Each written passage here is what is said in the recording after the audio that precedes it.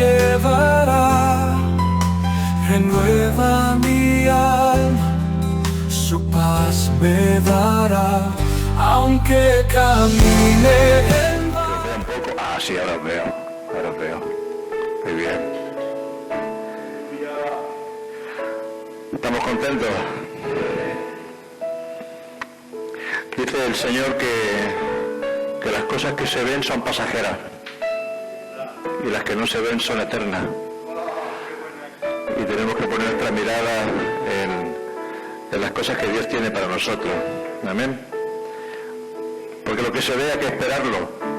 Ya lo tenemos, ¿verdad? Hay que esperar las cosas que todavía no han venido y poner nuestra mirada en el Señor. Muy bien.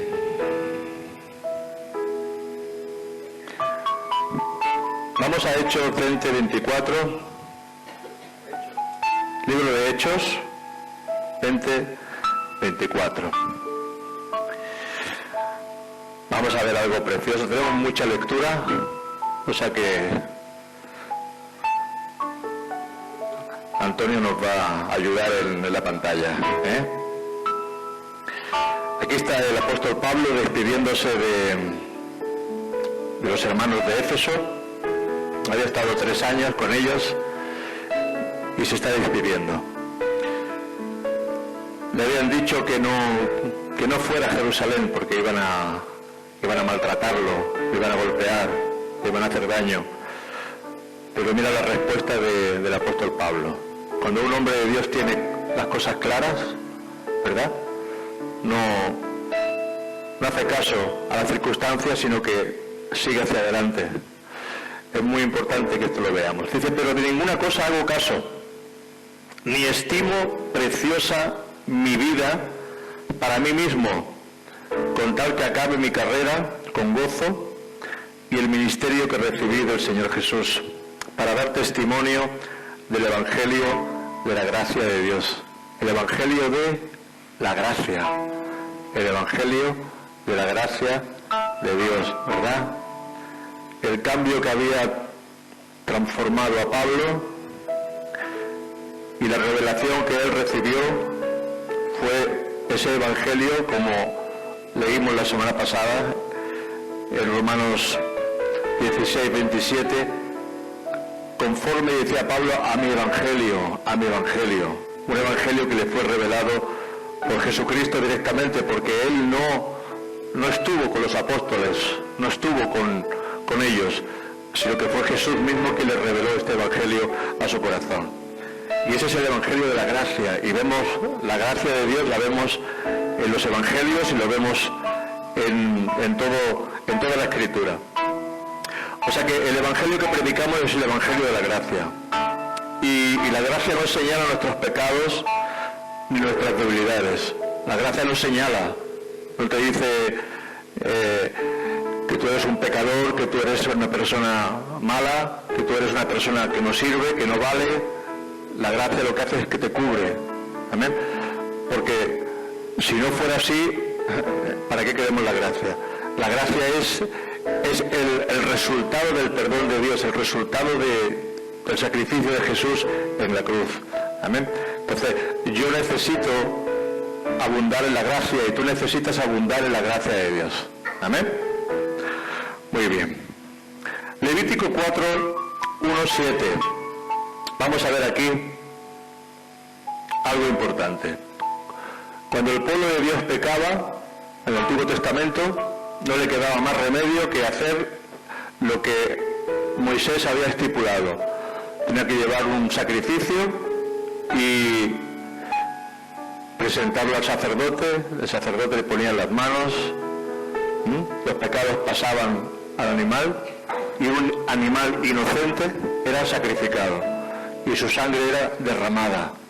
Entonces vamos a ver aquí esto porque es muy importante, porque todos los sacrificios que habla el Levítico habla de Jesucristo, habla del Cordero de Dios, y es muy importante que entendamos que toda la Escritura nos está señalando al Hijo de Dios, a Jesucristo.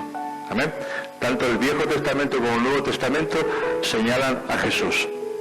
Habló Jehová a Moisés diciendo: habla a los hijos de Israel y diles, cuando alguna persona pecare por hierro, es decir, por olvido, porque ha pecado, en alguno de los mandamientos de Jehová sobre cosas que no se han de hacer, e hiciere alguna de ellas, si el sacerdote ungido pecare, según el pecado del pueblo, ofrecerá a Jehová por su pecado que habrá cometido un becerro sin defecto para expiación. Estamos hablando de un becerro, no estamos hablando de un cordero, ni de una cabra, ni de una oveja, no, estamos hablando de un becerro. Dice, sin defecto para expiación, traerá el becerro a la puerta del tabernáculo de reunión, delante de Jehová, y pondrá su mano sobre la cabeza del becerro, es lo que hace, y lo degollará delante de Jehová. El sacerdote ungido tomará de la sangre del becerro y la traerá al tabernáculo de reunión, tomará la sangre, dice, y mojará el sacerdote su dedo en la sangre y rociará de aquella sangre 7 veces delante de Jehová hacia el velo del santuario. Acordaos que el número 7 es el número de la perfección. Y esparce la sangre delante del velo. ¿Qué había detrás del velo? El arca de la presencia de Dios. El arca. Y rociada sobre el velo del santuario. Y el sacerdote pondrá esa sangre sobre los cuernos del altar, del incienso aromático, que está en el tabernáculo de reunión delante de Jehová, y echará el resto de la sangre del becerro al pie del altar del holocausto, que está a la puerta del tabernáculo de reunión. Vemos que desde el principio de Génesis hasta Apocalipsis, la sangre ocupa un papel muy importante. Es muy importante. La sangre de Jesucristo siempre está señalando la expiación, la redención, el perdón de nuestros pecados. Amén. O sea que cuando un sacerdote pecaba en aquel tiempo, todos los sumos sacerdotes se ofrecían un sacrificio y el más valioso era un buey. Un buey o como hemos visto, un becerro, ¿verdad? ¿Qué significa todo esto? La importancia de que nosotros le demos a la sangre de Jesucristo. Tenemos que darle importancia a lo que Jesucristo hizo en la cruz del Calvario por nosotros. Tenemos que darle toda la importancia. Tenemos que mirar que siempre que había pecado, había sangre por medio para perdón de pecado. Pecaba el hombre, pecaba el sacerdote, pecaba la persona, y en su corazón, como había pecado, tenía que acudir. ¿A dónde acudía? Al templo, delante de los sacerdotes, a ofrecer un animal. Era su ofrenda por el pecado. Pero tú imagínate, ¿cuántas veces habría pecado en el pueblo? ¿Cuánta gente habría? Los sacrificios eran constantes. Los sacrificios tenían que ser constantes, porque si había 600.000 personas en el pueblo, ¿cuántos sacrificios habría diariamente por el pecado? ¿Verdad?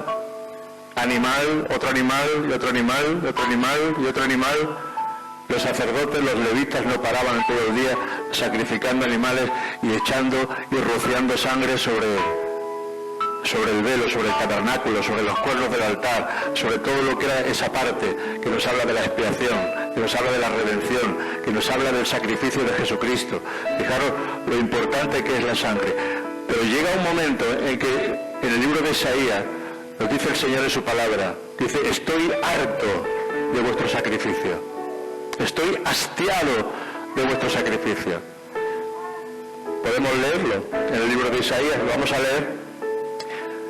Si queréis leerlo, creo que está en Isaías 1.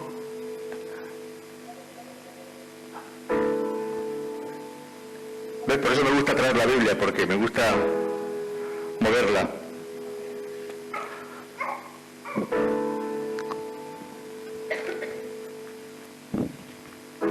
Es que si el Señor me da una palabra, yo quiero leerla.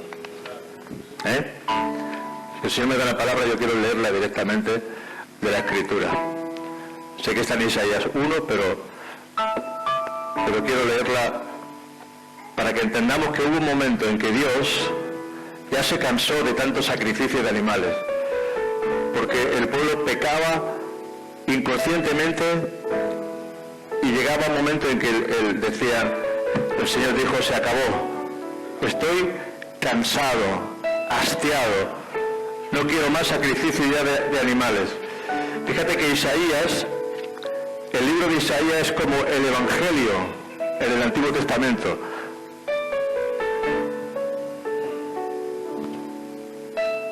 Mirad.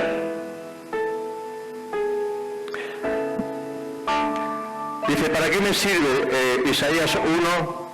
Vamos a empezar en el 10. Dice, ¿para qué me sirve, príncipe de Sodoma? Mira lo que le dice, príncipe de Sodoma. ¿Qué pasaba en Sodoma? Había pecado, ¿verdad? Y le llama a los sacerdotes, a los levitas y al pueblo, le llama príncipe de Sodoma, sodomitas. Ya cómo estaba el Señor, palabra del Señor. Oíd la palabra de Jehová, escuchad la ley de nuestro Dios, pueblo de Gomorra. Sodoma y Gomorra, dos ciudades que fueron destruidas por el fuego de Dios por causa del pecado. ¿Os acordáis, verdad? ¿Para qué me sirve, dice Jehová, la multitud de vuestros sacrificios? He dicho antes que eran constantes el sacrificio de animales por causa del pecado del pueblo. ¿Para qué me sirve vuestro sacrificio? Hastiado, dice, estoy de holocaustos, de carneros y de sebo de animales gordos. No quiero sangre de bueyes, ni de ovejas, ni de machos cabríos. No quiero ya más sacrificio por el pecado. ¿Quién demanda esto de vuestras manos cuando venís a presentaros delante de mí para hollar mis atrios? No me traigáis más vana ofrenda. El incienso me es abominable. Luna nueva y día de reposo al convocar asambleas. No lo puedo sufrir. Son iniquidad vuestras fiestas solemnes. Vuestras lunas, vuestras fiestas solemnes, las tiene aborrecidas mi alma. Me son gravosas. Cansado estoy de soportarlas. Mira lo que dice el 15. Dice, cuando extendáis vuestras manos, yo esconderé de vosotros mis ojos. Asimismo, cuando multipliquéis la oración, yo no oiré. Llenas están de sangre vuestras manos. Dice, lavaos y limpiaos, quitad de iniquidad de vuestras obras de delante de mis ojos, dejad de hacer lo malo. Aprender a hacer el bien, buscar el juicio, restituir al agraviado. Mira lo que está diciendo el Señor aquí a este pueblo. Dejad de traerme animales y hacer sacrificios y empezar a hacer el bien. Empezar a hacer lo que yo quiero que hagáis. Dice, lavaos y limpiaos, quitad la iniquidad de vuestras obras delante de mis ojos. Dejad de hacer lo malo, aprender a hacer el bien, buscar el juicio, restituir al agraviado, hacer justicia al huérfano, amparar a la viuda. Venid luego, dice el Señor, y estemos a cuenta. Si vuestros pecados fueren como la grana, como la nieve serán emblanquecidos. Si fueren rojos como el carmesí, vendrán a ser como blanca lana. ¿Veis lo que está pidiendo el Señor aquí en este pasaje al pueblo? Estaba diciendo, estoy cansado de sacrificios, pero es lo que el pueblo hacía, trayendo siempre ese animal, pero llegó un momento en que el Señor se cansa. Vamos a Hebreos 7, 26, 28. Llega un momento en que el Señor acaba en Malaquías el Viejo Testamento y empieza una etapa. Acaba un pacto y viene otro pacto. Pero para cumplir el propósito de Dios, Dios tiene que enviar a su propio Hijo. Dios tiene que enviar a su propio Hijo. Ya no era sangre de animales lo que el Señor quería. Ya vio que nadie podía cumplir la ley, nadie podía cumplir lo que estaba escrito, porque dice la palabra, no hay justo ni en uno. Dios vio que era imposible, nadie podía cumplir la ley, no había justo en la tierra, todo el mundo pecaba. Ahora dice Hebreos 7, 26, 28, porque tal sumo sacerdote nos convenía.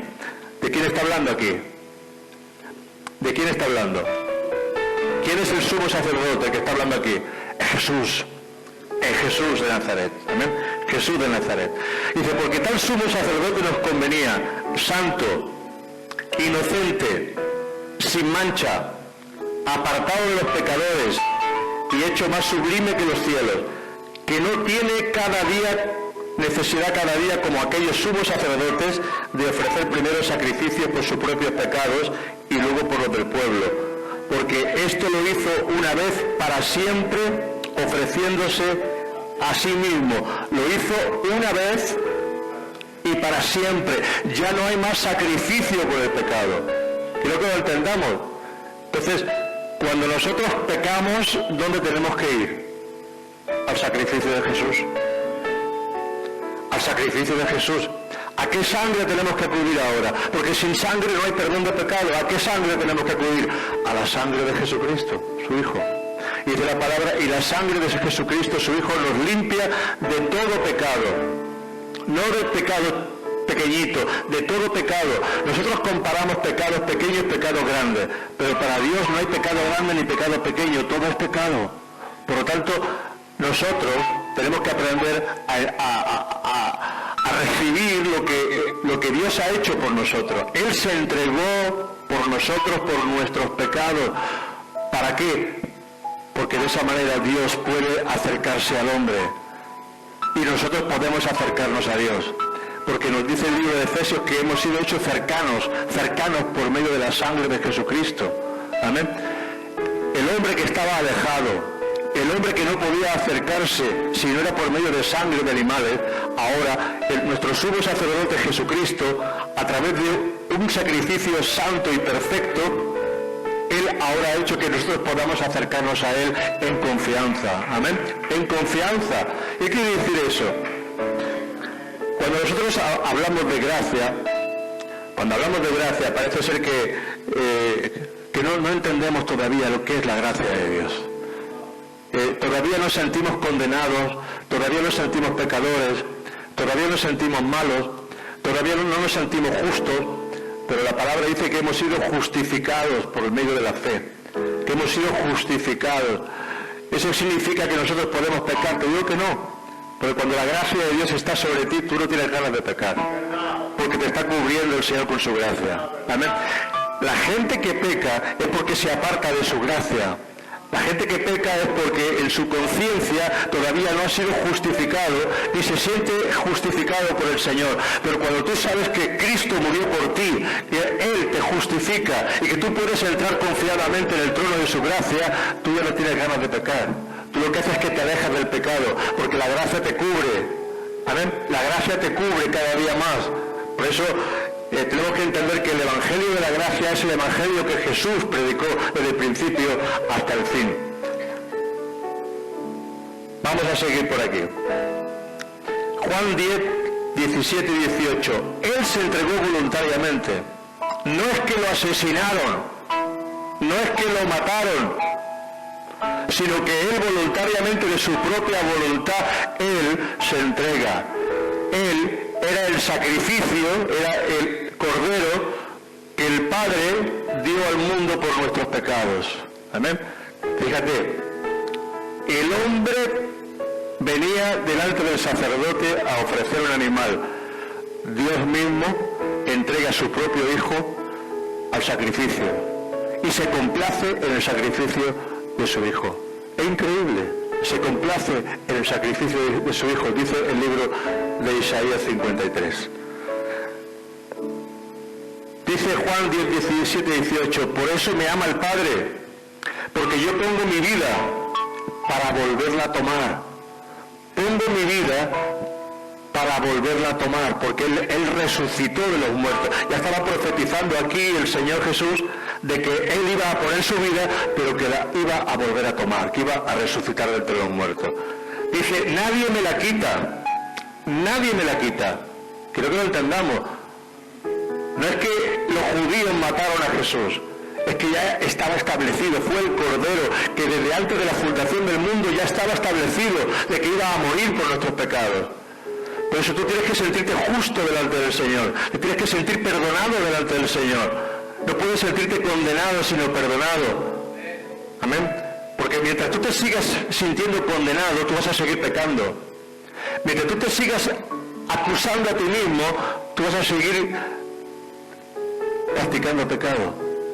Pero cuando tú te sientes justificado por el Señor, tú te sientes en deuda con aquel que murió por ti.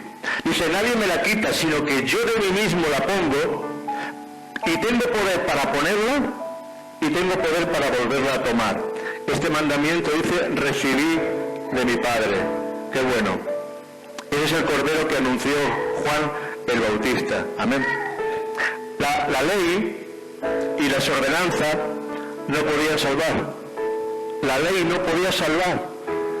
Era imposible que el hombre se salvara, porque decía que si un hombre, de todos los mandamientos, de todas las leyes que había en el Antiguo Testamento, fallaba en un punto, ya era culpable de toda la ley. Entonces era imposible que el hombre se pudiera salvar por medio de la ley. ¿Qué hace la ley? La ley te dice, eso es pecado. Y mientras tú vives en la ley, te sientes condenado, porque la ley lo que hace es condenarte. La ley te condena, la gracia te salva. ¿Amén? La ley te condena, la gracia te perdona. La ley te señala, la gracia lo que hace es abrazarte y decirte, como dice la palabra, el que a mí viene, yo no lo echo fuera. Pero a vosotros eso nos resulta duro de entender. Resulta difícil de poder comprender la gracia de Dios, pero la misericordia de Dios es mucho más grande que la nuestra. Amén. No somos pecadores por pecar. Nadie es pecador por pecar. Pecadores porque por un hombre, Adán, entró el pecado. Por un hombre, Adán, entró el pecado. Pero por un hombre entró nuestra salvación. Si por un hombre fuimos todos pecadores, por un hombre, por el sacrificio de Jesús, el Hijo de Dios, somos todos aceptados delante del Señor. Amén. Fijaros, aquí está la diferencia. Por un hombre entró el pecado, y por un hombre somos todos pecadores. Por un hombre vino la justicia, por Jesucristo, ahora todos somos justos delante del Señor. Amén. Tú tienes que sentirte justificado de parte del Señor, justificado. Porque mientras tú te sigas diciendo a ti mismo, soy un pecador, tú vas a seguir pecando. El mismo Jesús que nos libró una vez de nuestros pecados puede redimirnos y presentarnos limpio delante de Dios. Su sangre es eterna, su sangre es espiritual, su sangre siempre está caliente, su sangre siempre está limpiando nuestras vidas. Amén. Su sangre está en nuestras vidas. Mira, en Isaías 53 vemos al Cordero de Dios. Vamos a leer en Isaías 53, vamos a leerlo y vamos a ver al Cordero de Dios, porque es necesario que recordemos estas cosas. Amén. Es necesario que recordemos el sacrificio de Jesús. Dice, ¿quién ha creído a nuestro anuncio? ¿Y sobre quién se ha manifestado el brazo del Señor? Subirá cual renuevo delante de él y como raíz de tierra seca. No hay parecer en él. No hay parecer en él ni hermosura. Lo veremos, mas inatractivo para que le deseemos. Despreciado y desechado entre los hombres. Varón de dolores, experimentado en quebrantos, y como que escondimos de él el rostro, fue menospreciado y no lo estimamos. Ciertamente él llevó nuestras enfermedades y nuestros dolores, y sufrió nuestros dolores. Nosotros le tuvimos por azotado, por herido de Dios y abatido. Mas él herido fue, ¿por qué? Por nuestras rebeliones. Las de ayer, las de hoy y las de mañana. ¿Por qué? Porque mañana seguiremos pecando. ¿Qué te piensas? ¿Que tú ya eres santo completamente? Nadie es santo completamente. Él te santifica. Él te justifica. No es nuestra obediencia. Es la obediencia de Jesús lo que mira el Señor. No es nuestra obediencia. Nuestra obediencia no será perfecta nunca. Tú y yo nunca seremos perfectos en obediencia. Pero el Hijo dice que fue obediente hasta la muerte, y muerte de cruz. Amén. Su obediencia fue perfecta. En el huerto de Getsemaní hubo desobediencia. En el huerto del Edén hubo desobediencia. Pero en el huerto de Getsemaní hubo obediencia. ¿Lo entendemos? Él nos redime de la desobediencia de Adán, obedeciendo al Padre. No se haga mi voluntad, hágase tu voluntad. Y es obediente al Padre, fue obediente hasta la muerte y muerte de cruz. Vamos a ver esto. Isaías 53 nos muestra el sacrificio de Jesús. Pero si pasamos página y entramos a Isaías 54, vamos a ver que todo lo que dice Isaías 54 son los resultados de la expiación, los resultados de la bendición que nos ofrece el Señor a través de su sacrificio en la cruz. Y tú empiezas a leer, simplemente empiezas a leer en Isaías 54, pasas página, pasas de un sitio a otro. Parece como si el Padre dice, ahora estoy satisfecho, y empieza a bendecir a su pueblo. Mira, regocíjate, oh estéril, la que no daba a luz, levanta canción y da voces de júbilo, la que nunca estuvo de parto, porque más son los hijos de la desamparada que los de la casada, ha dicho Jehová. Ensancha el sitio de tu tienda y las cortinas de tus habitaciones sean extendidas. No seas escasa, alarga tus cuerdas, refuerza tus estacas, porque te extenderás a la mano derecha y a la mano izquierda, y tu descendencia heredará naciones y habitará las ciudades asoladas. Todo el capítulo de Isaías 54 nos muestra la bendición del Padre, y todas esas bendiciones son para nosotros. Amén. Esa es la bendición que Dios nos ofrece a través de Jesucristo, a través de la cruz del Calvario. La religión lo que ha hecho siempre ha sido condenar. La religión te dice, no. Jesús te abre los brazos y te dice, ven. El que a mí viene, yo lo he hecho fuera. Tenemos que aprender a sentirnos perdonados por el Señor. Amén. Muy bien. No sé si estáis entendiendo, y si no, lo iréis entendiendo poco a poco. Dios, en nuestra debilidad, nos dio el sacrificio perfecto. El sacrificio perfecto. Y la palabra dice, ya no hay más sacrificio por el pecado. Ya no existe más sacrificio por el pecado. Porque murió una vez y para siempre. Su sacrificio fue eterno, fue una vez y para siempre. Ya no queda más sacrificio por el pecado. Es inútil. Amén. O sea que el sacrificio de Jesús en la cruz sigue perdonando tus pecados. Sigue perdonando nuestras rebeliones, sigue perdonando nuestros fracasos, nuestras caídas. Hermano, si es que caemos, si es que vamos a caer muchas veces.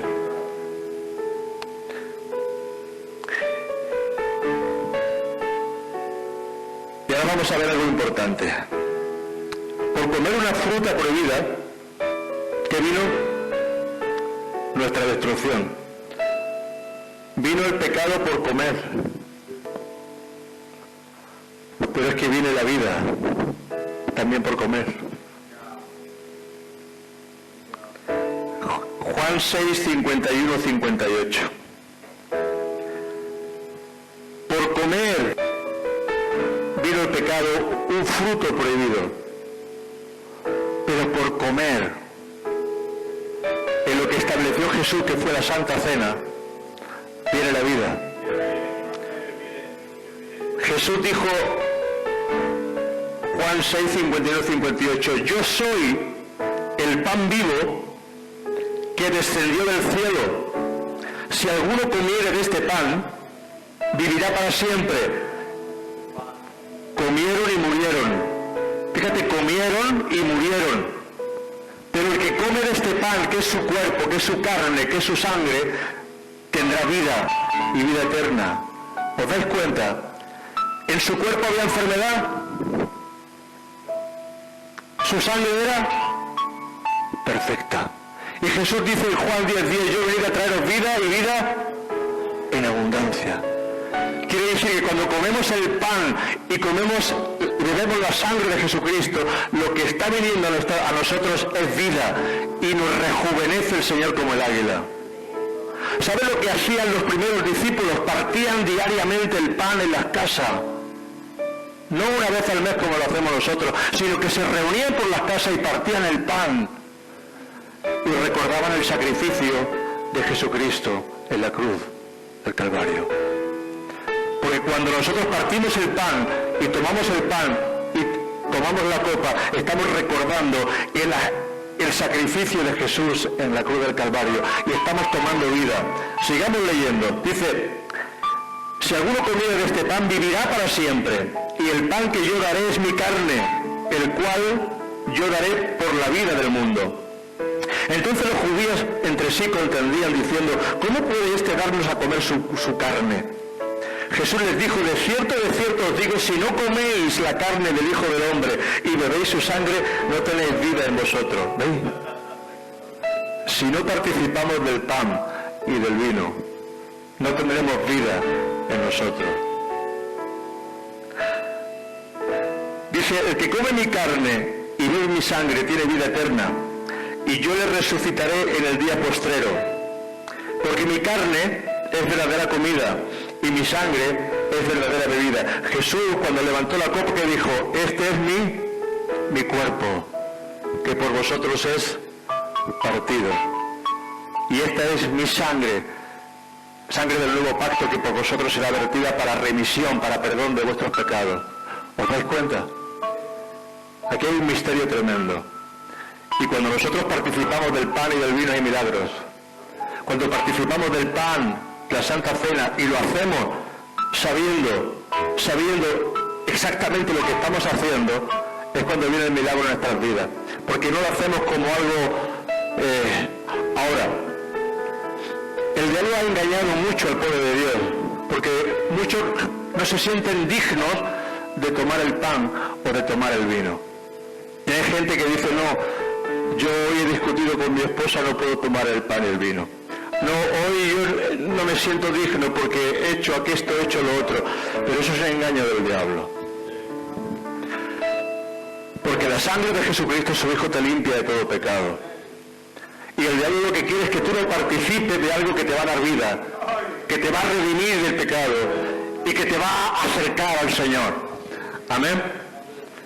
Porque cuando Pablo estaba diciendo de participar indignamente, se estaba refiriendo no a participar indignamente porque te sientes pecador, sino porque muchos dicen que se adelantaban, que comían a su manera y incluso se emborrachaban en la Santa Cena, porque Corintio era un sitio donde había un desorden total. Y Pablo ahí lo que hace en el libro de Corintios es poner orden en las lenguas, orden de cómo tenían que ir las mujeres, orden de cómo tenía que presentarse la gente delante del Señor. Y él está poniendo orden también aquí en Corintios, hablando sobre la Santa Cena. Pero es muy importante que esto lo entendamos. Tú no tienes que sentirte indigno, sino que cuando tú participas tienes que poner tu mirada en la cruz, porque todo aquel que mira la cruz empieza a ser redimido. Dice que como la serpiente tuvo que ser levantada en el desierto, dice: todo aquel que mira la cruz trae sanidad a tu vida. La sangre de Jesucristo derramada en la cruz trae sanidad a nuestras vidas. Amén. Importante que esto lo entendamos, y este es un mensaje que tenemos que ir entrando para que podamos desgranarlo bien. El domingo seguiremos hablando de esto. Dice: como me envió el Padre viviente y yo vivo por el Padre, así mismo el que me come, mira lo que dice aquí: como me envió el Padre viviente y yo vivo por el Padre, así mismo el que me come, él también vivirá por mí. Este es el pan que descendió del cielo, no como vuestros padres comieron el maná y murieron. El que come de este pan, que dice, vivirá eternamente. ¿A qué pan se está refiriendo? ¿A qué sangre se está refiriendo? Lo único que dejó establecido Jesús en el último día fue la Santa Cena. Amén. Y muchas iglesias, hay iglesias que lo hacen prácticamente cada vez que se reúnen. Bueno, nosotros vamos a hacer algo que lo siento así. Y viernes sí, viernes no. La semana que viene, los viernes, vamos a tener Santa Cena. El viernes que viene tendremos Santa Cena. Y cada 15 días Santa Cena, y una vez al mes la Santa Cena. vais a ver los viernes los milagros de Dios. Vais a ver cómo el Señor va a empezar a hacer milagros en medio de su pueblo. Porque el milagro no viene por nosotros, el milagro no viene por el predicador, el milagro no viene por el pastor, el milagro viene por Él, porque Él es el autor y el hacedor y el que hace todas las cosas, y cuando participamos y sabemos qué es lo que estamos tomando, viene sanidad a nuestro cuerpo, viene pureza a nuestro cuerpo, viene perdón a nuestro cuerpo, viene un rejuvenecer a nuestro cuerpo. Amén. Muy bien. La Santa Cena no solamente es un rito, es verdadera comida y verdadera bebida que transforma y sana nuestro cuerpo. Y he dicho antes que en su cuerpo no había enfermedad. En su cuerpo, ¿tú ves a Jesús enfermo? Estaba cansado, tenía sueño, pero tú lo ves con gripe, en las escrituras, lo ves con tuberculosis, lo ves con alguna enfermedad, ¿no? Al contrario. Porque su cuerpo estaba perfecto. Cuando tú tomas el cuerpo de Cristo, lo que estás tomando es salud, estás tomando es sanidad sobre ti. Amén. Y estás rejuveneciéndote como el águila.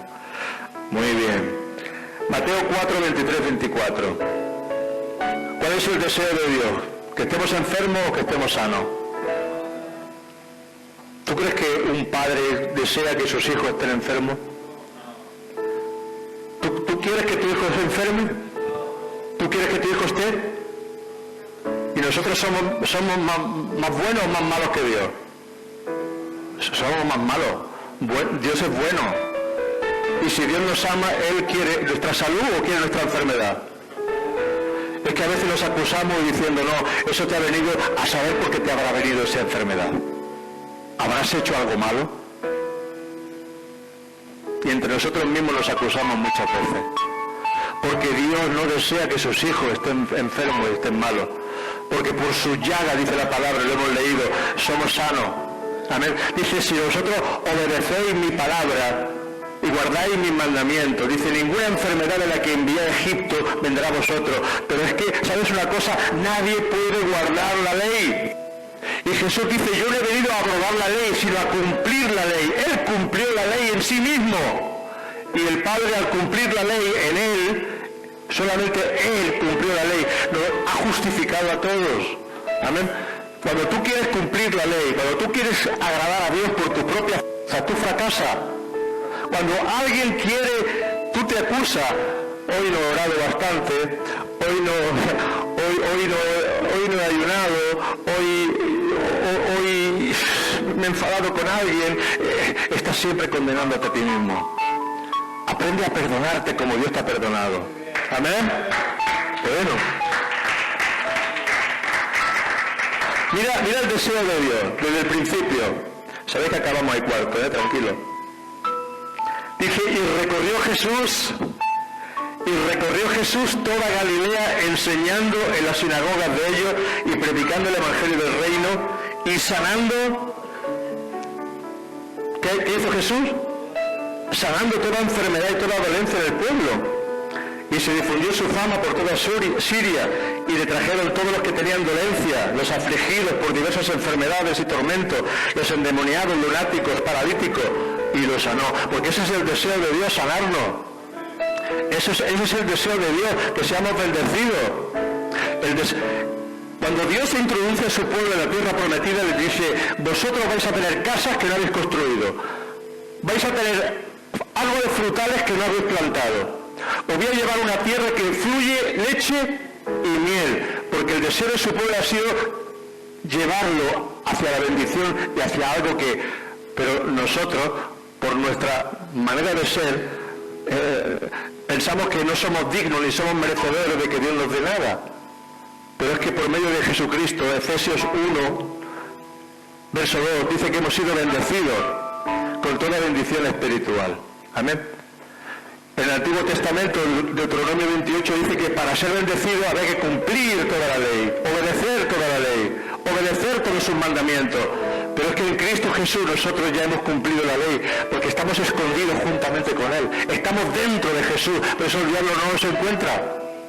Por mucho que te busque el diablo, si tú estás escondido con Cristo, tú has muerto a tu carne y tú vives para Cristo, porque así como Jesús está sentado en los lugares celestiales, así también su iglesia está sentada en los lugares celestiales. Amén. Tú y yo estamos sentados, dice la palabra, en los lugares celestiales, con Cristo Jesús. Amén. ¿Y tú sabes lo que significa estar sentado? Estar sentado significa reinar. Y el que está sentado no trabaja, porque reina. Y los reyes no hacen. ¿Qué hacen los reyes? Mandan. Haz aquello, haz lo otro. ¿Ves? Los reyes simplemente dan palabra. Y dice que estamos sentados juntamente en los lugares celestiales con Cristo Jesús.